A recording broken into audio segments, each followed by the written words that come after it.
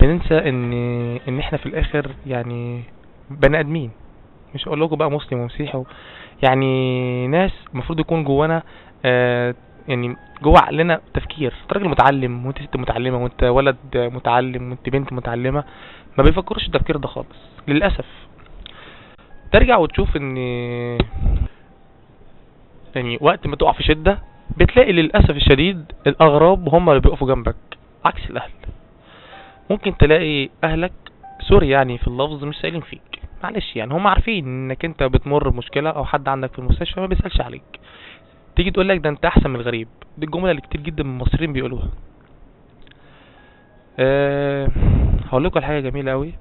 انا اللي سأل عليا وسأل على جدي في اليوم اكتر من 10 مرات عماد الجزائري، طبعا كلكم عارفين، اللي هو اخو الاستاذه فاطمه اللي بتقدم برنامج معلومات تهمك. دي حاجه التانية كانت بتكلم اختي دايما او بتكلمنا في التليفون استاذه فاطمه الجزائريه اللي هي المفروض تكون زعلانه منا، ان احنا المفروض طلعت كلام في الجرايد بغض النظر عن يعني عن اني جريده، بس المفروض ان احنا دلوقتي هم واخدين منا موقف. نسيوا الكلام ده خالص ونسيوا الموضوع ده خالص. وقالت لي كلمه واحده، قالت لي يا محمد احنا مسلمين ملناش دعوه بقى باللي بيحصل وملناش دعوه بالخلافات اللي ما بين البلاد.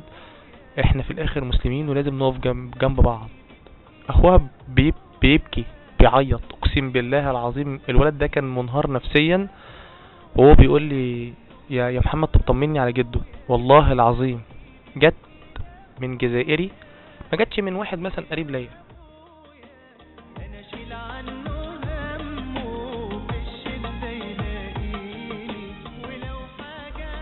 حيا الله هذه الوجوه الطيبة معنا. لو عايز تدخل الجنة اسمع معنا إذا أطمئن إلى الجنة. معكم أخوكم عماد الدين من الجزائر.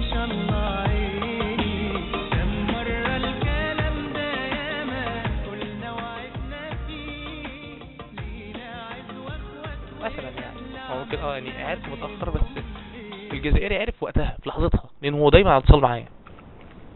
كان ممكن بقى معلش ده شاب بقى متعصب ما يسألش ولا يتكلم وشكرا جدا بقى معلش انتوا حصل خلاف بيننا وبين بعض ما بين البلاد، احنا كنا اصحاب وانت في طريق وانا في طريق. لكن هو ما عملش كده. انا والله العظيم اول ماتش كان يوم السبت، يعني الماتش الطبيعي اللي هو كان يوم السبت، كلمني وقال لي الف مبروك وان شاء الله هنتقابل بقى في الماتش الفيصل وبتاع بتهريج. ولما كسبونا بعت له مسج وقلت له الف مبروك وكده يعني. اي نعم بقى بنعاتب بعض بتهريج يعني انتوا معلش انتوا كسبتوا والحكم مش عارف كان ايه والكلام ده كان اللي كان بيحصل. لكن اللي انا شايفه دلوقتي يا جماعه مش كده يا جماعه. والله العظيم احنا بس ناقصنا ان احنا عارف كنت انا بقدم برنامج او كان دايما الدعاة والشيوخ يقولوا كلمة الملتفت لا يصل. طول ما هتبص وراك وهتبص لحاجات فاتت ضايقتك او حصلت مشاكل وهتقعد تفكر فيها عمرك ما هتوصل لقدام. زي بالظبط كده زي ما قلنا قبل كده التشبيه الجميل جدا، لو انت في مسجد وعاوز تطلع لباب المسجد وانت بتبص وراك عشان توصل باب المسجد وانت بتبص وراك كده وانت ماشي كده في وشك كده قدامك وانت باصص وراك هتفضل تتخبط في عمدان المسجد. ليه؟ لان ملتفت لا يصل. هرجع اقول يا جماعة ان احنا كلنا مسلمين. اديكوا شفت الراجل المسيحي عمل ايه؟ تخيلوا بقى ان الراجل المسيحي يطلع احسن من المسلم.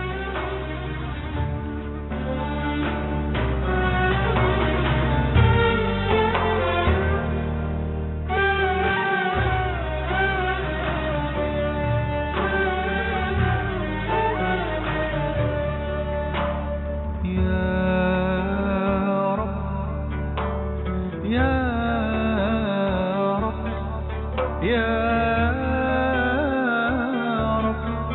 يا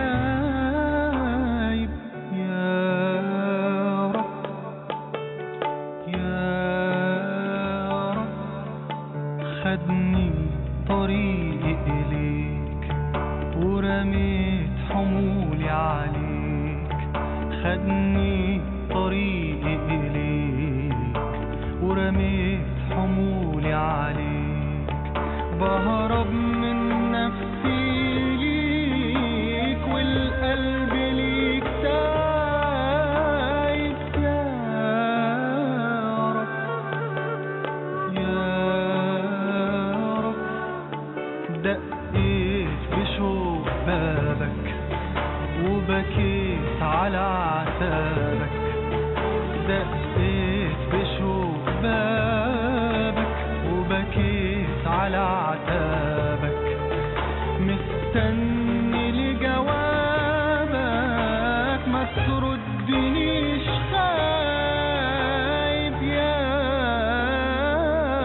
رب يا رب نعطى كتير ونعود لطريقك الممدود، ولا عمره كان مسدود حتى بأعمالنا، وما بين سجود وركوع وأذان مرفوع بتسيل في عين. طب ازاي يا جماعة؟ احنا في الاخر المفروض بنتعامل مع بعض، يعني ماتش ايه اللي احنا بنفكر فيه، وكرة ايه اللي احنا المفروض بنضرب بعض عشانها، علشان في الاخر دي دنيا يا جماعة، دي دنيا. احنا المفروض بنسيب لبعضنا، يعني لبعض بصمة.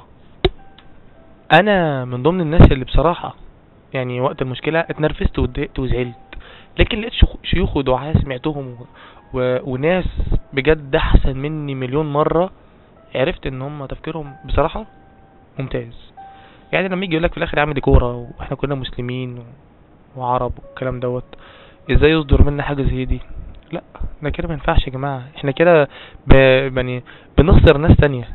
يعني احنا لما الجزائر بيجولنا، وانا عارف ان في ناس من الجزائر سامعاني دلوقتي، ان الحمد لله انا من المراسلات اللي بتجيلنا انا عارف، يعني في ناس كتير طبعا انتقدتني، وفي ناس بيقولك كويس ان كنتوا بتحاولوا ان كنتوا تعملوا حاجة كويسة، بس انا بقول بصراحة ان احنا لما بيجولنا الجزائر احنا برضك بنحترمهم، وهم نفس الكلام لما بنروح لهم بنحترمهم، مش عشان خاطر مرة حصلت او موقف حصل عشان خاطر مباراة يبقى معنى كده ان احنا نخسر بعض يا جماعة. قبل كده وهرجع اقولها لكم تاني، قلت في اول البرنامج كل بلد فيها الحلو وفيها الوحش. دلوقتي احنا شفنا الوحش، هنقيم البلد عشان خاطر يعني ان كانت حلوه ولا وحشه عشان خاطر اشخاص معينه حاولين ان هم عاوزين يظهروا صوره مش كويسه للبلد. طب معلش، احنا لو في ناس عندنا في البلد مش كمصريين بقى مش كويسين، ضايقوا اي حد من ناس جايين من اي بلد تانية، يبقى هيحكموا على مصر انهم كلهم وحشين. طب ما انت من جوه البلد اللي بيسوق الموضوع دوت او بيصعب الموضوع دوت او بيدي فكرة مش كويسة للناس، الاعلام يعني كان التلفزيون او الصحافة لها دور. انت بتقرا، يعني معلش انا برمي الحمل كلهم على الاعلام من اخر بصراحة عشان نكون صراحة. يعني انت بتعرف اخبار البلد منين؟ من التلفزيون او من الجرايد. لو الجريدة اللي انت بتشوفها دي بناءة هتجيب خبر كويس جدا وهتبقى انت شايف ان الخبر دوت تمام، لكن لو الخبر هدام مش معلش، يعني انا شايف انك انت زي ما بيسموها كده في مصر كده الجريدة صفراء. هو ده اللي بيحصل. وبسم الله ما شاء الله بقى طبعا بيطلع تركيب الصور، وده بقى اللي بيشعل الخلافات بين البلاد. يعني مثلا يجيب لك مثلا شهيد من بلد معينة ايا كان بقى مصر ولا الجزائر اللي عندهم حصلت القصة دي، ويقول لك ده اتقتل في الجزائر مثلا او اتقتل في مصر. يا جدعان انتوا، طب يعني انتوا خلاص تلاقوا صورة فلان يقول لك ده اتقتل في البلد الفلانية، تقوم الدنيا هم عاوزين في مصر. ما هو الصحف عايزة كده،